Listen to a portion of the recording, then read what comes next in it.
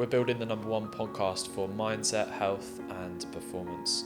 We're going to be diving deep into the experience, the psyche, and the behaviours of ourselves and our experience, as well as that of our guests.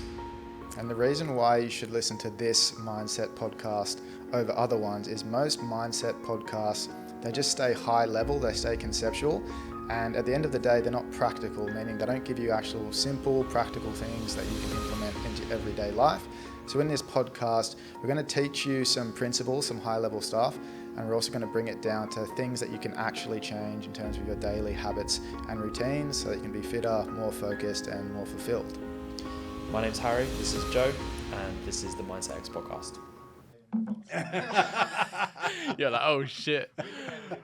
Right. Yeah, we might need to. I love that. So we've got Az on the podcast today, COO of Paradigm Sports, and we actually, this is the second take.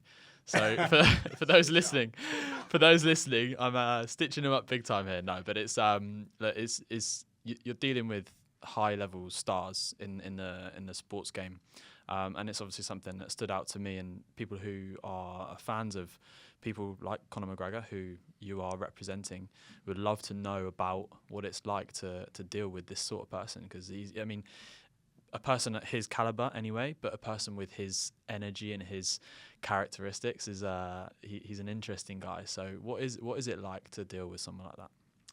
I'd say, firstly, thanks for having me on. I've heard great things about yourselves, and I've been following some of the recent podcasts, and it's great content and very valuable content, I think, for anyone that's wanting to push themselves forward, improve their lifestyles, improve their mental capacity and education. I think you do a lot of good work there. Our athletes are all individuals. I think the one thing that binds them together, whether it's Conor or our other guys and girls, is that there's an energy there, and that energy is infectious, absolutely infectious. So for me, the great things they've accomplished in their careers, whether it's a cage or octagon or a ring, are clear parallels to the business world, which is where I came from, right? I mean, each are a perfect laboratory for success for each other. So we thrive off that energy, and we see it as a responsibility of ours, that as they sacrifice mind, body, soul to prepare themselves for these great achievements that they have, is that from a business perspective, we've got it locked down, we've got it buttoned up, and we're creating a future for them outside of competition. That's really what my focus tends to be on, rather than the day-to-day management of the athlete. You mentioned about you're the background, right? You're the foundations to some of these stars' success outside of what they do and what they're very good at. A lot of the time, like when I work with clients, they're like, thank you so much for helping me. Thank you for this. Thank you for pushing me in this direction. And I always say, like, look, you've done the work. You're the one who's put in the work behind the scenes, or on the call, or in the meeting, and you've done the necessary shifts in order to get you to where you want to be. And they say, yeah, I know, but you were there supporting me. And I was like, yeah, I know, but it's you, right? So I'm kind of seeing the same parallel between what I do in the background for the C-suites that I work with, and what you do for the athletes that you work with. But we know, like, it's an imperative part of their success is actually being that sounding board, being that support, and setting them up with the tools that they need to succeed in whatever venture they want to set out in. I want to know, like, what sort of things do you support these people with specifically?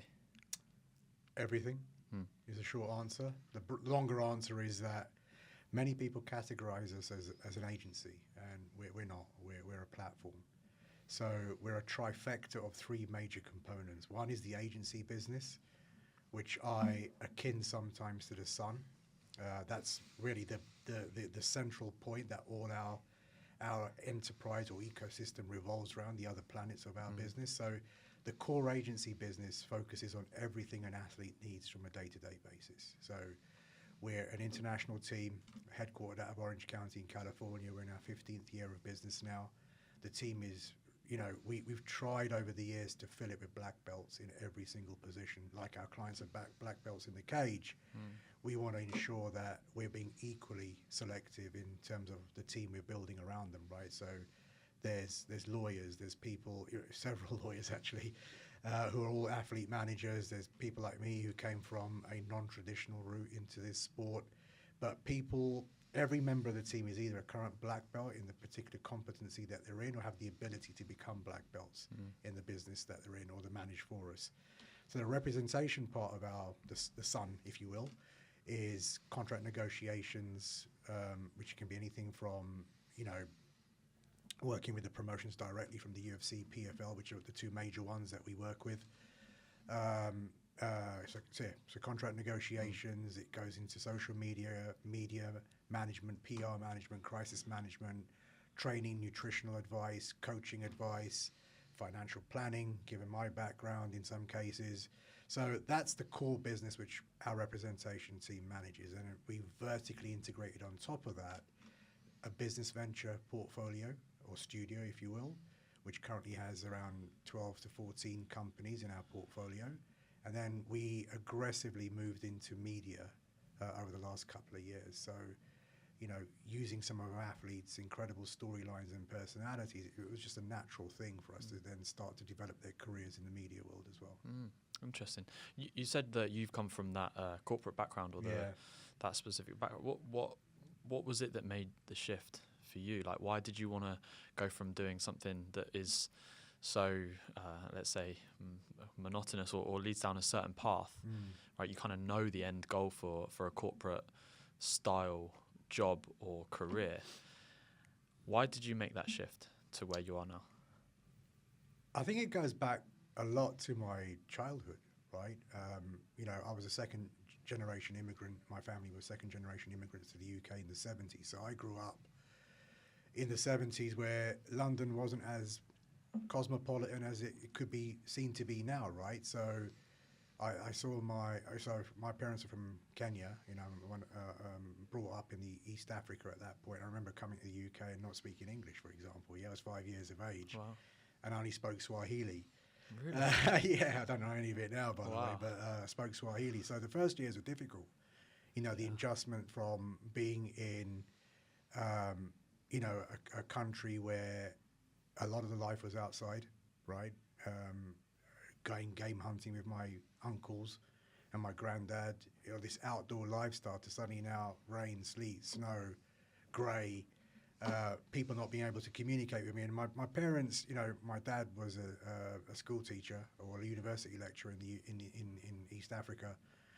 Mum was married at a very young age, and I just saw high potential individuals growing up that didn't really have the path or the avenue to realize their ambitions. Their ambitions were that, our kids should have a better future than us, right? So I saw the toil that they put into their lives to give me and my brother a better opportunity, and I thought I was doing the right thing, right? Go to school, go to university. In my case, it was a polytechnic, so I wasn't a great student because I was totally bored. I was completely bored with the education system. So I got a useless degree in environmental science and geology, and thought, okay, I've still got to do the right thing. I've got to, scrap, get into a corporation somehow, and that was a story in itself, and get a good corporate career, because that's what you're told to do. Go to school, get an education, get a good job, try if you can to get into a big company, and then see out the next 40 years of your life working for somebody else and toiling for someone else for a little bit of recognition now and then, in the hope of earning a pension, which you're probably not going to enjoy. So I started to look at that a lot more clearly about 5-6 years ago, and the inflection point for me as a person was really my daughters. They're really the why as to why I do anything. When my eldest went to secondary school, or just before she joined secondary school here, the teacher did the round table, who are you, where are you from, what do your parents do? And at that point, my partner, Azhar, and I had just partnered with a Chinese MMA promotion called Legend Fighting Championship, which is my kind of side business while I was still a corporate guy, right? And first thing she said was, my dad owns an MMA promotion. And it wasn't that he's been in the corporate world 20 years and she's known me to travel, 140 days a year in my corporate life, right? I manage fairly big regions. I manage every region, to be honest, in my corporate life. And what resonated with me is that she placed no identity on that whatsoever. She placed identity on what makes her dad happy. And it was talking about combat sports or sports and the business around sports. And that's when I thought, am I going to repeat the same thing I thought was the right thing to do? Or am I going to teach my kids that, look, it's okay to want to be entrepreneurial. It's okay to want to go and push yourself and reach for something different. So that's how I landed into this. Wow, that's some story. I love it. The kids, and I often say, kids and dogs can teach us so much. Like, it sounds like one of your kids taught you really what you were meant to do on this earth, right? Yeah. And I think too many people get caught up in what they're supposed to do, like what you're talking about, go into the system and get a corporate job and see that out for the next 40 years. The system's great. I mean, there was a part of me that almost felt a few years ago that maybe a little bit of institutionalization isn't a bad thing, because there were amazing things I picked up in my corporate career. The processes, the standards, the high levels of operations. I mean, these are all things when you're building a company that are neglected sometimes. You got crazy entrepreneurs that are the visionaries, but then if the operations and everything don't keep up and aren't knitted together properly, those companies don't succeed. Yes. So a lot of that discipline you learn in the corporate world, assuming you have a good career in the corporate world, are very transferable and are actually a major strength in the entrepreneurial world. I totally agree, right? I always actually say, like, one of my deficits is not having ever had a job. And it's like it's a weird thing to say, right? I don't have a job now. True. My partner was like trying to get me to help her with her with the interview preparation, and I was like, I'm the most unemployable person you've ever come across. But it's like, yeah, it teaches you a lot. Like the more I've started working with leaders and C-suites, I've learned a lot about business and a lot about the hierarchical systems and actually the processes that are put in place that can really benefit a business, and the ones that are actually there to... You touched on a good point there, Harry. It benefits the business. Yeah. Right? Exactly. Does it benefit the individual? So that's where, I was fortunate. I had leadership positions in all three major companies I worked with, right? Regional leadership positions. But what I found was that there's always going to be a nagging doubt in the back of your mind. No matter how successful you might have been as an individual contributor or as a leader, how much of that was you? And that's where I never had any doubts, I thought, at the time. But then I started to think, well, if I pick up the phone to this person here, and I haven't got a major corporation's name over my shoulder, is that conversation going to be the same? And that's where I think I started to think, well, if I'm really looking to excel and make a change, I've got to do it in my own way, right? So that's why I say I don't have a job. This is a lifestyle to me, man. The commitment we make to these athletes it's major. I'm working more intensely now than I've ever worked as a corporate guy, right? Yeah. But it doesn't feel like work to me, man. It feels this is great. It's an honor to be able to have these names that we manage. What are some of the trials and tribulations that you've had within the specific journey of entrepreneurship and building paradigm with your business partners? What are some of the tough situations and experiences that you've had with that? The toughest, I'd say, is that there is no blueprint to how to be successful in this industry. This is a very young industry still, the sporting world. I mean, the combat sports world. When you compare it to traditional sports, stick and ball sports, football, cricket, NFL, NBA, MLB, whatever the case may be, you're talking about sports which have had structure for over 100 years in some cases, right? My club that I follow passionately is 130 years old now. There is no blueprint to success here. We are the blueprint. We're effectively having to find answers to questions that have never been raised before. And that challenges you. That challenges you to think outside of the box. That challenges you to be innovative. That challenges you in your business model to be agile and always be on guard and always keep learning and keep building. So that's the biggest part, is that every single day there's going to be something that comes your way which you haven't had the background or the reps to fix. And that's what a lot of people don't realize when they get into this sport, because they see the shiny exterior, the false exterior of social media, the Lamborghinis, the jets, the yachts, and all that shit. Yeah, but reality is, there's a lot of work that has to go into getting to that particular place, and that's what a lot of people don't see. Yeah. There's a lot that goes on behind the scenes. A lot. Yeah. It's interesting what you said. My client actually said to me once, he said that he stopped seeing life as a collective of problems and actually started to see it as a litany of solutions to find. And it's like what you were saying there about actually, like, there's no blueprint, so you're just kind of making it up as you go along. But instead of like coming across the problems and then overcoming them, it's like you're just looking for the solutions before you come across the problems. I really liked that positive spin on business and building a business and life in general as well. Well, look, I really feel MMA is a metaphor for life. Yeah. Right. The commitment and positivity our athletes show when they get into a cage. I mean, doubt is normal, right? And what I was taught at a young age in corporate world is, you know, you either don't doubt yourself or you do. And the ones that doubt themselves stay in the same position. And I mean, you're a living dead. You're seeing out 30 years of your life stuck in one position, getting a paycheck, and then hopefully getting a pension at the end of it, right? Yeah. Athletes are different, man. They're wired differently. You know, they have to have self-confidence and belief. And I find the best entrepreneurs in the world have that same commonality in belief system, right? So you have to be super positive to find solutions at all times, because life is hard, man. Life is hard. Business is hard, especially if you're an entrepreneur. You go from one challenge to another, right? Whether you're a startup, an early stage, or an established company, you're going to meet roadblocks and challenges across the entire journey. And if you're not equipped with the resilience and the ability to innovate and create, you'll die. What can we learn from these people that you work with? Like the ones that you've had close contact with. Maybe it's Conor McGregor, maybe it's some of the other athletes that you're representing. But what can we learn? Like, you know, you said they're wired differently. I want to know what I can take from their mindset and their psyche.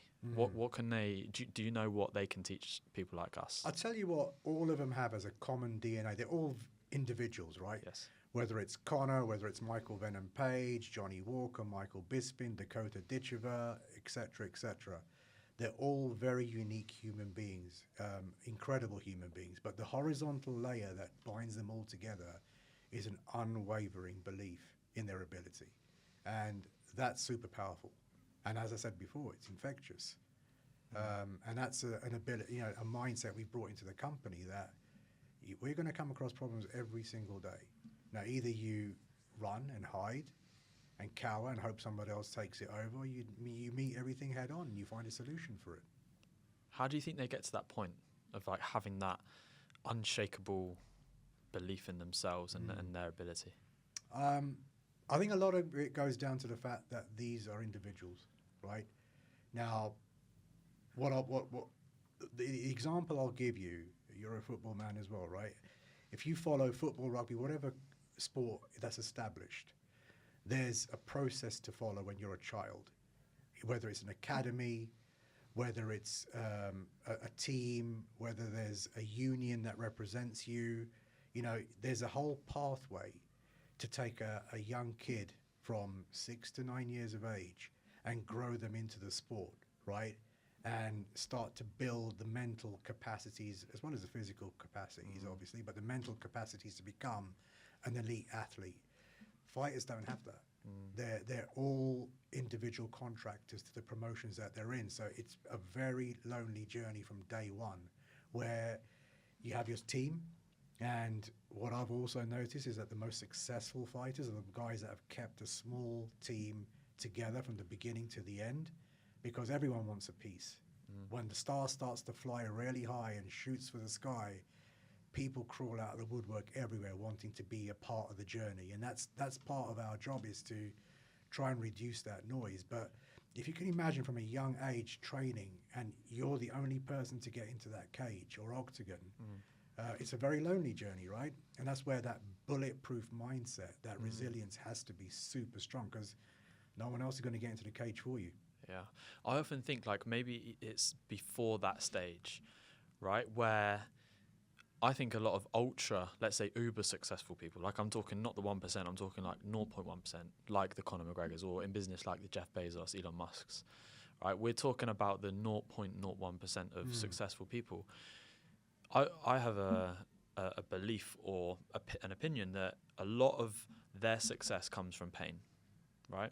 It comes from the tribulations or the lack of love or the lack of something that they experienced when they were younger.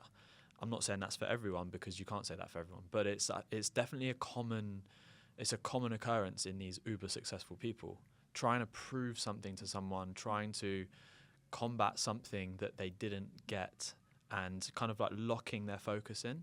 So I often think that some of these people that are just like uber successful have created what they've created from a place of pain.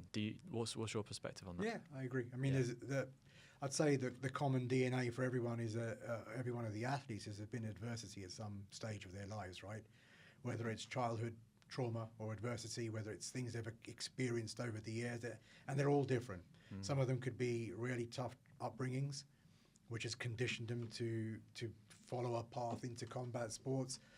Might have been bullying for the others, you know, in their adolescence, how to protect themselves and defend themselves against bullying.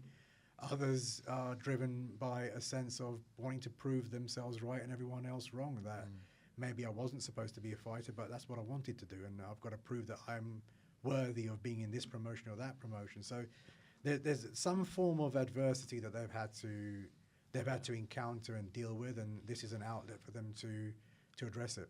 Yeah. I think that adversity gives you the opportunity, right? And some people don't take that opportunity, and some people do. So these people that are doing incredibly well. Pain is normal. I'm trying to educate my daughters now that if you think that the lifestyle you've had is the norm, then I've done a bad job as a parent, because life is going to be hard. You know, you're going to make mistakes that I didn't make, hopefully, but you're going to make mistakes, and you're going to hurt, and you're going to fail. But every single point is a lesson. Yeah. You know, you've got to take it. I mean, one of our good friends, who's Conor's coach, John Kavanagh, says you don't win, you win or you learn. And I couldn't accept those words even more than when he says them. I mean, they're great, because nothing is absolute. You know, no failure is absolute. It's an opportunity to say, well, how do I get better at this? And, you know, going back to our athletes, they get beaten up every day in the cage, in training.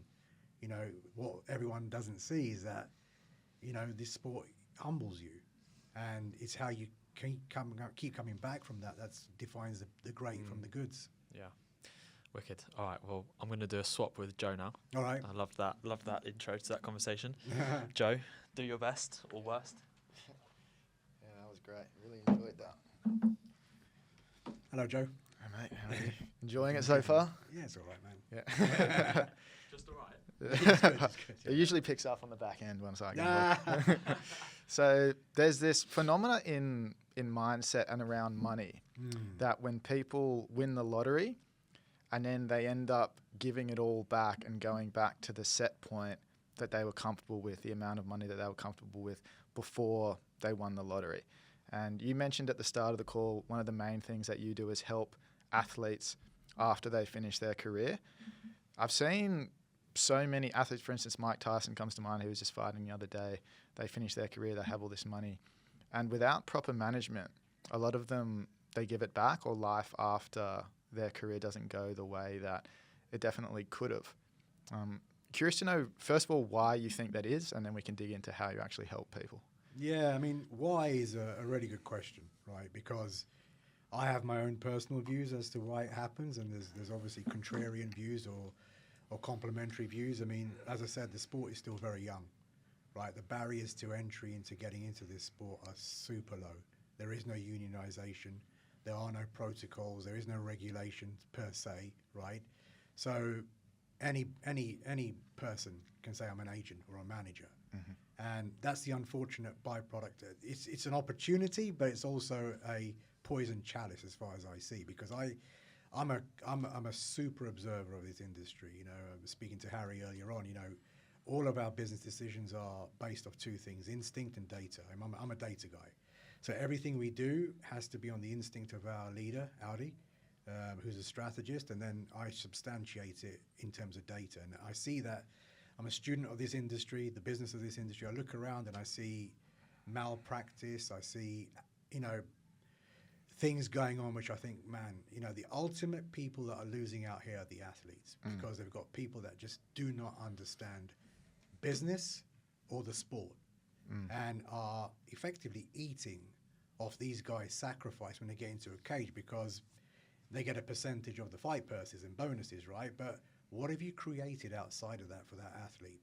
Whether it's present or future, what is that ecosystem where you've leveraged the brand equity that athlete has to create something other than debt, right? So we focus a lot on shifting our clients away from the debt stack of society to the equity stack of society, where they start to have ownership of businesses. And that's really where I think we excel. Yeah, because they're totally different skill sets, aren't they? Being an athlete versus being a business person or managing wealth. Yeah. Right?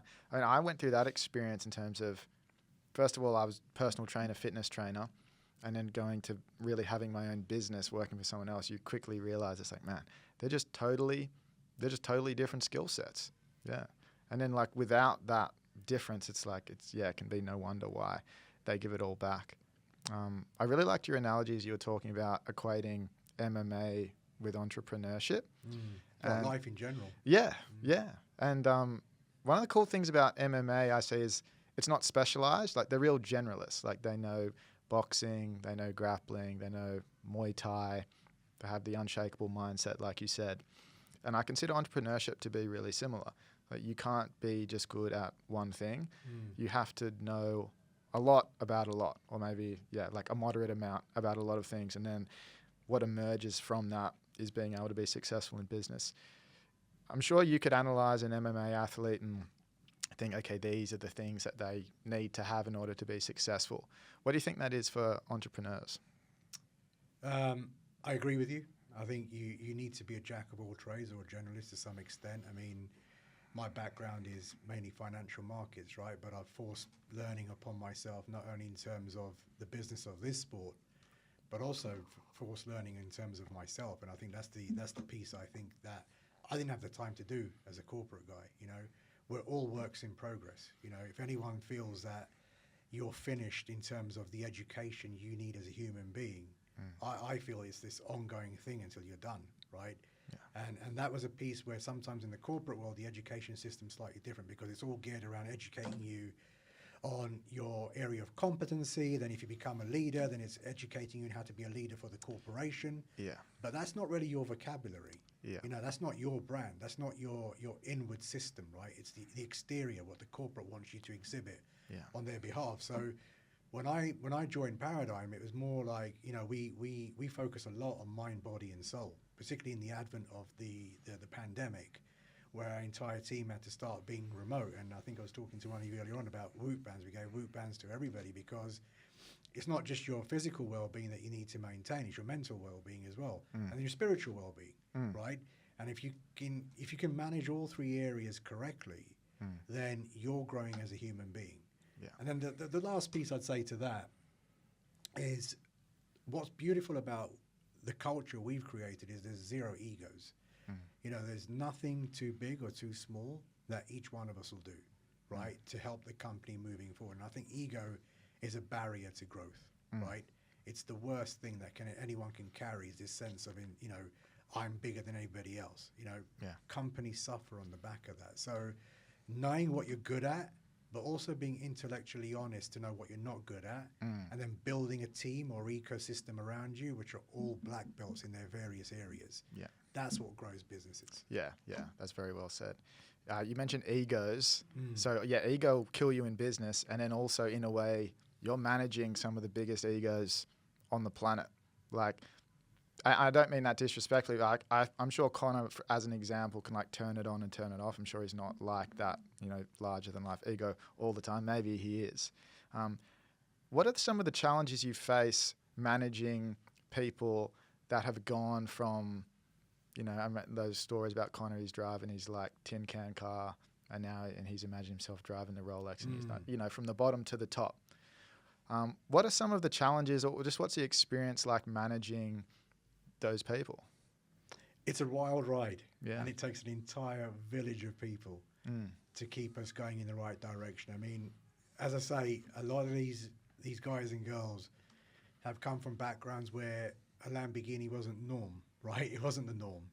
And I think one thing he's always been very public about, which I completely agree with, is the power of visualization. Yeah. So whether it was him competing or whether it was the things he wanted to acquire in life, he visualized it all, right? He manifested it, visualized it continually to a point it became a reality. Yeah. Now, the challenges with that sometimes, and that's not just for him, it's for everybody, is that when you haven't grown up in that and suddenly it's on your doorstep now because of all the hard work you've put in, is now bridging the gap.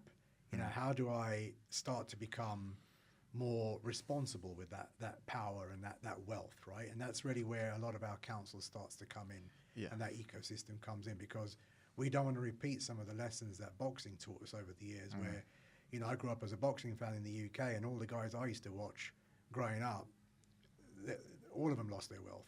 Yeah. Because of mismanagement, right?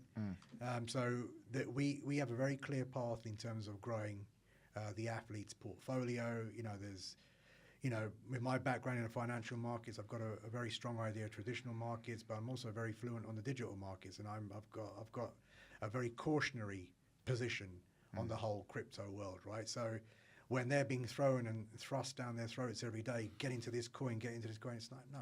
But I explain to them why.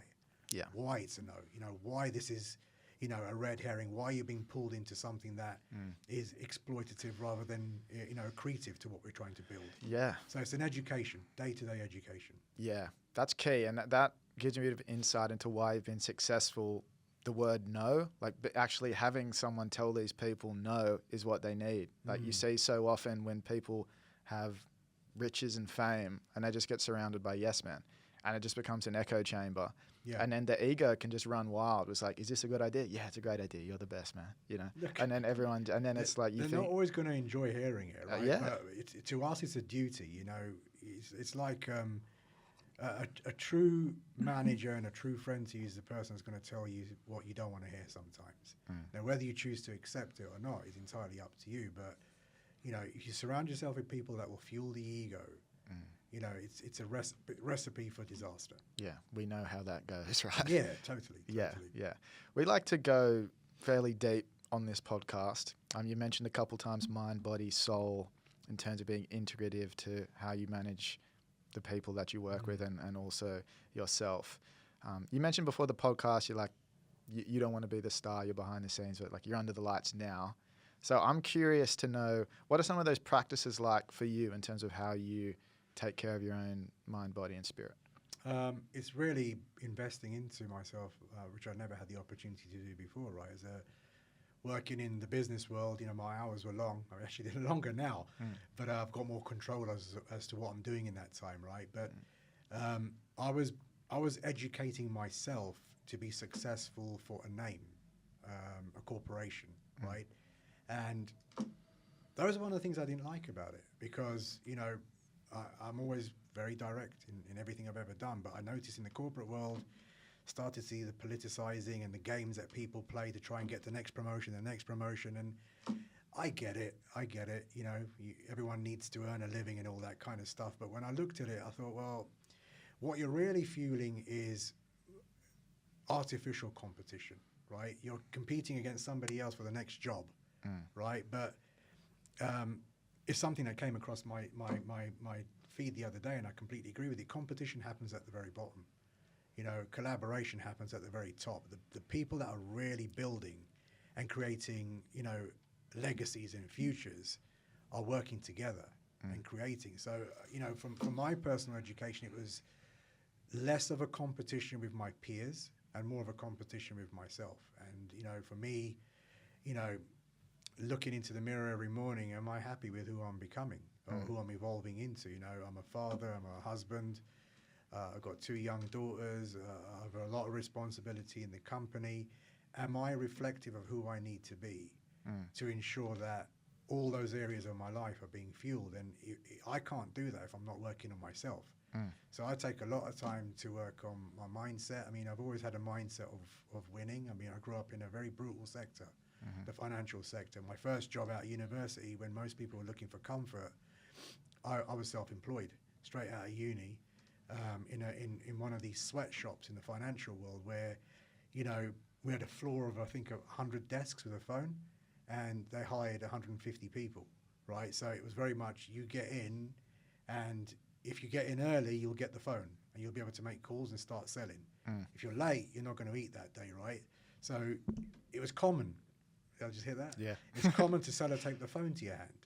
So you knew that you had to really put the work in to get to a point where you were sustainable. So a lot of those things were very formulative in my background. Yeah, that's an amazing story. Taping the phone to your hand. Yeah, you had to, man, because someone else was going to eat if you didn't. Yeah. Right. This brings to mind. So you immigrated to the UK from Kenya. There's this thing like the immigrant mentality. Yes. And there's that really common thing of like, okay, the family moves to the country, they're like first generation, and in that generation, maybe they work really hard, they set it up for the next generation, they get really wealthy, and then when times are easy, they kind of give it all back. There's like this cycle. It's like hard times create strong men, strong men create good times create weak men create hard times. Do you think there's any way to pass that on to the general population who doesn't have that work ethic that you have and that a lot of the people that you manage have? I believe there is, and that's something I'm currently grappling with. An industry phrase. I'm currently grappling with my daughters in the sense that, I grew up with that immigrant mentality. You know, the challenges were very real when I was a kid.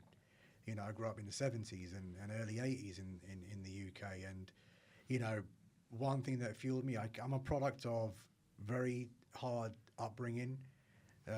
Not the most wealthy, if you know what I mean. It was challenging, I'm from the council streets of West London, where I saw at a very young age the challenges my mum particularly had to go through to make sure there was a hot meal coming the next day. She worked 18, 20 hours a day.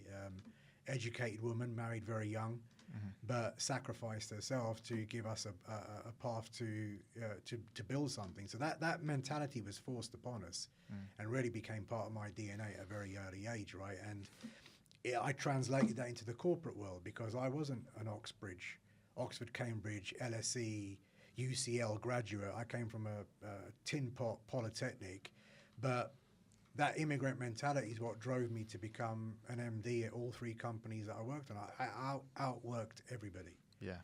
Outworked every single person to a point where I had all these guys with great academic records and great academic establishments behind them all reporting to me. Yeah. And that was purely through strength of mind because I'd seen how much hardship, I went through and my family went through when I was young. And that work ethic, that immigrant work ethic. And that's something I'm trying to translate to my kids now, that they see me working till 12, 1 o'clock every night, right? But they see me really enjoying it, Yes. And they've been immersed in my journey at Paradigm Sports. So my entire family's met every single fighter in our roster, right? And that's come to the UAE and spent time with them. And it's that human connection they've now developed with those athletes where they know all these guys personally. So they know when Dad's working late, he's working for Connor, as the case may be, or Johnny, or MVP, or Bisping, or Dakota, as the case may be. So they see that, okay, you can work hard, but he's having a lot of fun doing it. Yeah. I think that's how you translate it over. Yeah, so well said. For me, when I think of in terms of relation to work or relationship to your work, so many people are suffering with burnout these days, chronically stressed. Yeah. And often we equate it to just hours worked. It's like, man, if I could just work less hours, I wouldn't be burnt out. It's not actually true, though. It's actually your relationship to what you're doing. If work is play, then you'll actually finish. It's not even sustainable. It's actually regenerative at that point. So that, to me, sounds like that's the antidote to burnout, and that's kind of the antidote to working really long hours. If work is play, what would you rather be doing? Right, exactly. I mean, but you hit the nail on the head there. I mean, it's really a question of you've got to have a relationship with yourself first, right? And if you have a relationship with yourself where you're fueling yourself, in the right way, physically, mentally, and spiritually, then it doesn't become. But burnout it's real, and I was in the corporate world for many years. 99.9% of people that I worked with and alongside or managed were burnt out, and are going through the chore of trying to see every year out to a point where they're retired, right? And I don't believe that's what we were put on the earth to do, to bury ourselves at 25, or die at 25 and bury ourselves at 65. Do you know what I mean? It's like you've got to be able to unleash whatever it is within you to achieve great things in life and set an example for the future generations. Absolutely, yeah. There's this concept in yoga or Hinduism called a dharma, and that's the idea that you've come to this earth, or you've come incarnated into this body, and you've come for a reason. Like, it's not random. You come here with a purpose. I don't believe it's not like an exact thing, but there's a general direction that when you're aligned with it, you feel really fulfilled. And there's a meaning crisis going on in the world, and it's only going to really ramp up with the introduction of AI. And a lot of people are going to lose their jobs, and they're gonna lose that meaning in their lives, right? So the only way for your work to be a vocation means the soul's calling. It comes from the Latin word. Is to actually like be aligned with your purpose. You strike me as someone who's found that. What's your advice to someone who doesn't have that right now? Maybe like they're in that corporate job and it pays the bills and it's kind of fulfilling, but like they know that they're not really aligned with what they're supposed to be doing. What advice would you give to that person, big or small? I think the first thing is what you said. You've got to find out what it is, what your purpose is. What is it that flies you out of bed first thing in the morning and drives you and fires you up for the day? And that's something that I don't think many people know. Again, going back to my previous career, I was that person. I'd get up because I was told to get up. I had to be in by 8 o'clock or whatever the case may be. And you deal with the financial markets on a daily basis. They're very agile and very volatile. So that's where you felt the energy was coming from. But then each year, there's more and more of you that you're losing, right? And you've got to find what it is within that drives you on. And for me, there's many whys, right? But the main why for me is my daughters and my family. And then I've got a major responsibility with these 60-odd athletes that we manage. That I take their storylines and their lives, and I take them as being part of something that I need to now be responsible for, like an elder brother or a father figure, right? I have a deep connection with a lot of the athletes that we manage, and their journey and their success. They control what happens in the cage of combat. But it's something that I carry on my shoulders that, we have to build for them and create something amazing for them for the future. Yeah. Whether that's through business ventures or creating, wealth through sponsorships, endorsement deals, or whether it's, our forays into the media world and starting to have them immersed in whether it's unscripted movies or Hollywood movies, right, which we're now doing. It's a mechanism. We're in the business of storytelling, and we have to let these guys and support these guys to tell their stories. Yeah, in what hearing you say that in terms of helping people find their purpose, I got in your answer that you're really focused on helping others and solving problems in the world. And for me, that is the most practical way to find your purpose. I think a lot of people, they're stuck on it, they lack meaning because it's just all about them. It's like, oh, my problems, it's all about me. And they're kicking rocks down the road and things like that and kind of feeling sorry for themselves. And I mean, I've totally been there. The more that like self-obsessed you are, the more miserable you will be. Totally. When you shift that attention into, okay, how can I actually help others? A lot of you get taken care of personally. Yeah. I mean, it's one of my pet hates is that the victim mentality, because I honestly feel that if you want it enough, there's an equal playing field to start off on, and I proved it before. I didn't come from the right background, whether it was socioeconomic, whether it was academic, but through sheer will, you can achieve whatever it is you want to achieve. But you need to find out what it is you want first, right? Yeah. And that's the key part for anyone's growth. Yeah. And that's one of the key reasons Harry and I started this podcast, is to address that victim mentality. I've been consumed by it in periods throughout my life. And you mentioned storytelling. Yeah, but you know why that exists, though? If you're not in control of your life, you're going to feel you're a victim. Yeah. Right? There's always going to be somebody else to blame, right? Exactly. And the reality is, leaders, great leaders, take responsibility for themselves. Yes. They don't. There's no one to blame but yourself, right? So when you're comfortable with that, that there isn't escape. What is victim? What is blaming? It's an escape from dealing with reality. Yes. And the reality is you're in control of what you're doing, right? Yeah, that's the thing. There's If you're not the author of your own book, what's the point? Exactly. That's why I wanted to go into storytelling. Because for me, mindset is the story you tell yourself. The difference between someone in victim mentality, life's happening to me, it might be things never work out for me. That might be the thing, that's the story that they tell themselves. If someone bridges the gap from life's happening to me to life happens by me or through me, the way to bridge it is responsibility, as you said. So they're telling themselves a different story. Okay, I work hard, things will work out for me. How have you shaped your story throughout your life? Have you had to change it? Has it always been? Yeah. Yeah. Several times. Whether it's been through the industries that I've been fortunate to work in, whether it's been through personal experiences as a business person, even in my private life, there's been many areas where I've had to reevaluate myself. I think introspection is healthy, by the way. I mean, I'm not someone that lives in the past, but I always feel that a human being is juggling three stages of life at the same time: the past, the present, and the future. And which wins is really down to how much you know about yourself. You know, victimhood, feeling that someone else is in control of your life, you're going to live in the past. Yeah.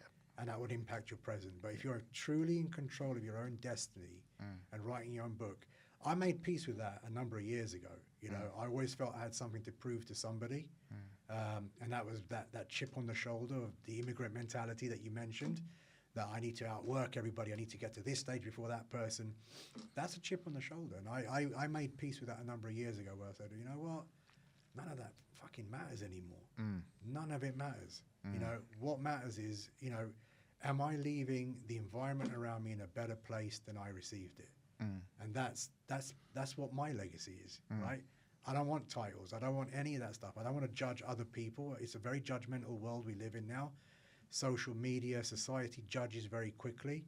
I made peace with the fact that I really don't care what people say, think, or do. You know, what I care about is what I'm doing for my family, my athletes, and what I'm leaving this industry in a better situation, a better health for future generations of fighters that come into it. That's powerful stuff right there. Yeah. And that, in terms of the past, the present, and the future, people who feel stuck in life, they're more committed to their history than their future. Correct. They're looping on, I can't do anything different in my future because this happened to me, and like I fucked up this thing, and I'm not capable in this way. And really, like the choice, and it is a choice. When you're stuck in it, you can feel like you don't have a choice. It is a choice. You can just choose to commit more to who you're becoming than who you've been.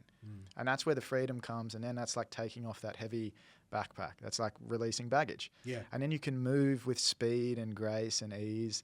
And life just gets better and better from that point. I agree. Yeah. No, that's a good point. I think, you know, my experience of people in general is that 99% are carrying that backpack.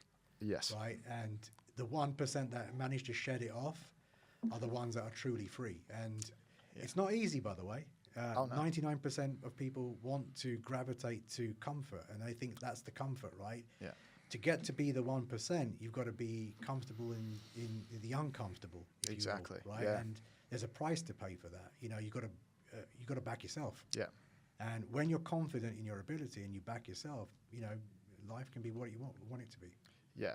I would say if there's like a gold nugget in this podcast that you've dished out, there's a few. I reckon that one, how you deal with uncertainty. You said that when you were speaking to Harry. Most minds, in the face of uncertainty, they will default to what they've always done. They will default to like a negative thought, playing small, because then at least it's more likely that life. Yeah, exactly. You reduce risk. You're taking the risk down in the situation. Exactly. But if you think of an elite fighter, it's not like a team sport, right? You can have a team sport of football, for example, 11 players on the pitch. One player can have an off day. You've got 10 people to carry your back, right? You can carry 1 or 2 players on a pitch, right? You can't in a cage. the athletes have the fighters have a totally different mindset. That it's on them, and they have to make sure that they deliver. That is like radical responsibility. Massive. Yeah. Massive. Yeah. Yeah. Okay. We always finish this podcast with the same question, and that is, if you could send a message in a bottle to the younger version of you, maybe they're just like finishing school and that they're in that real part of life where you're really like embarking on life and making contact with the world, what would be the piece of advice that you would want to send to that version of you? There's a few. Yeah. you can do a few if you want. No, I won't. I mean, look, I've always been someone that doesn't have any regrets either, right? So I think everything was designed to be this way. Everything's written already. Yeah. So the path I followed to get to this point, from this kid that wanted to be a football journalist when he was 13, and his parents said, "You're not going to do that. You're going to be a proper immigrant kid and try and become a doctor or a lawyer or something like that." That didn't happen. That kid that went from that passion, I've actually got stories, match reports I used to write when I was 13. I was showing my kids the other day. They're actually pretty good, you know. To going into studying rocks and thinking, holy shit, this is not what I want to do. Falling into the financial sector, then building a career in the financial technology world. You know, it takes time sometimes. Not everyone knows what they want to do at a very early age. And what I'd say to that kid is that, you know, that your instinct was right to begin with. You were destined to do something in sport and stick to it. You know, it took me a few more years longer than it probably should have, but this is where I was designed to create something special. And, you know, I'm blessed that with the team I've got around me, that we not only create history every day, week, but we're building an amazing company with amazing storylines. So I'd say the message in the bottle is that, the first time ever, don't do what your parents told you to do. You know, you stick to it. You know, it's believe in yourself, like you've been saying. You've got to back yourself. And, you know, it's tough when you're young. Yes. Yeah, it's tough when you're young because, you know, you have to. Your parents will tell you what you want to do. The teachers will tell you what you want to do, and then in a company, your employer will tell you what you want to do. You've got to know very quickly what it is you want, and then go for it. Yeah. My name's Harri, this is Joe, and this is the Mindset X podcast.